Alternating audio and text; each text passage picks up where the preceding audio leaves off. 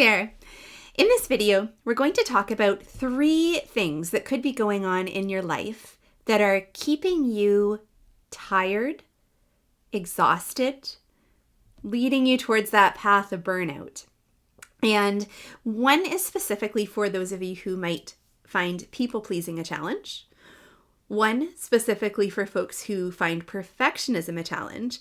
And one is for all of us, because we all live in a world where we have screens and smartphones.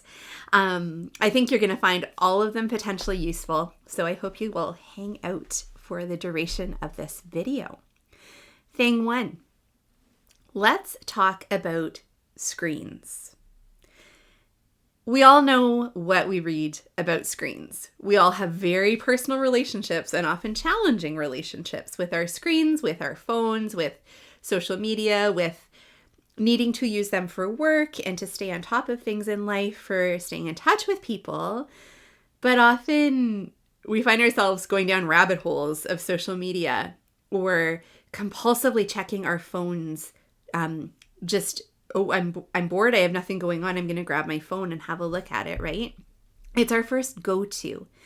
And here's the thing about that. Not only do screens give off light that isn't always helpful for us, like right before bedtime, the science says don't look at a screen because it will trigger a wake cycle. It won't help you get to sleep. So not only is it kind of the science of the light, but also it's information constantly bombarding you, right? You get info from social media about what's going on for other people. You can watch the news tracker thing on your phone.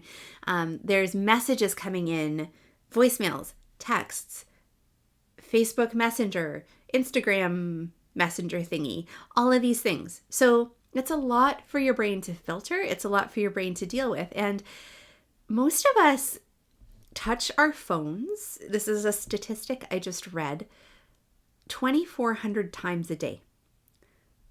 2,400 times a day. So that could be like, that might be one tap of the thing, of a keyboard is one touch. We're probably not grabbing it 2,400 times a day, but still there is some form of interaction and exchange with your phone. So, thing 1, notice if your relationship with your phone or your screens feels restful for you or not.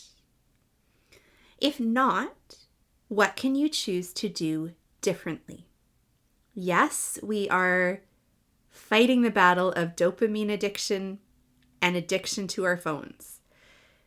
But what can you choose to do differently in that? And I want to share one really practical thing that I've started to do. It may feel like a lot for you, so you don't have to try this as I do it, but you could find your own version. I turn my phone off Friday night, 5 p.m., and it stays off until Sunday morning. Or if that timing won't work, I'll shift it. So Saturday night till Monday morning. So you might be thinking, that's a luxury I don't have. There are things I have to schedule. I have to stay in touch with my kids, all of the things. Ask yourself, what is really necessary? What is benefiting me? What could I choose to do differently? And then notice how I feel. Maybe that is turning your phone off for a whole day. Maybe it's asking everyone in your family to do the same thing so that you can have more quality time with each other and not be distracted by pings and sounds and distractions. Maybe it's trying that for an hour. If that stirs up feelings of anxiousness, that's okay. It might feel uncomfortable, but it will help you feel more rested. So that's thing 1. Thing 2, this is for my folks who struggle with people pleasing. Often, when we people please, we're really good at mirroring the people we're with. We're good at saying yes to things we might not actually want to say yes to. That can lead to a really overcrowded schedule. And it can also mean we're not doing the things that give us personally rest. So again, I'm going to use an example from my own world. I'm an introvert. I enjoy people, but the right people in the right amounts. And then I need time on my own just to hang out, to be chill, really to not have to interact with other humans. And for a long time, I was kind of like, oh, what's wrong with me? I don't want to go to this gathering. I don't want to go out after run club for a drink just because I'd had enough people interaction already. And really what I wanted to do was go home to bed because it was 8:30 and that was kind of headed towards bedtime for me. A very exciting life.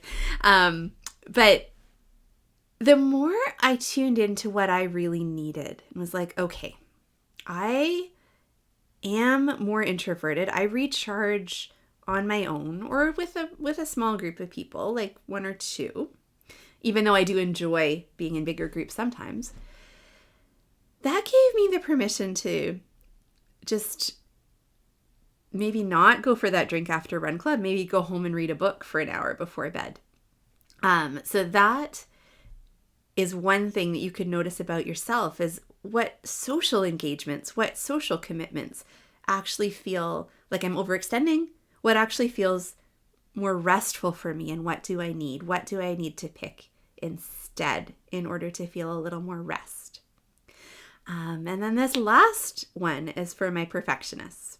So one trap of perfectionism is thinking we have to do everything absolutely to the highest standard, often an unrealistic standard. And that can lead to a lot of time being spent on a project, right? So we're writing a new book. And in the desire to get that thing perfect, we spend far more waking hours on it than would be necessary. And something that's been really helpful for me in this way is just thinking, you know what,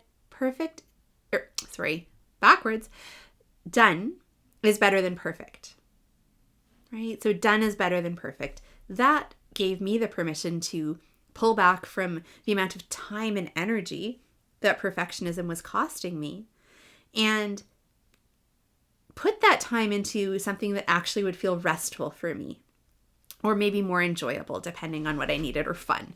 But let's say we're working on finding more rest because we're really tired. Done is better than perfect. How can I use that extra time I now have to find rest? So here's my last suggestion. Take a little bit of time and notice what feels like not rest for you. What activities in your life are taking away from you and not allowing you to rest, not allowing to just be with yourself and fill up?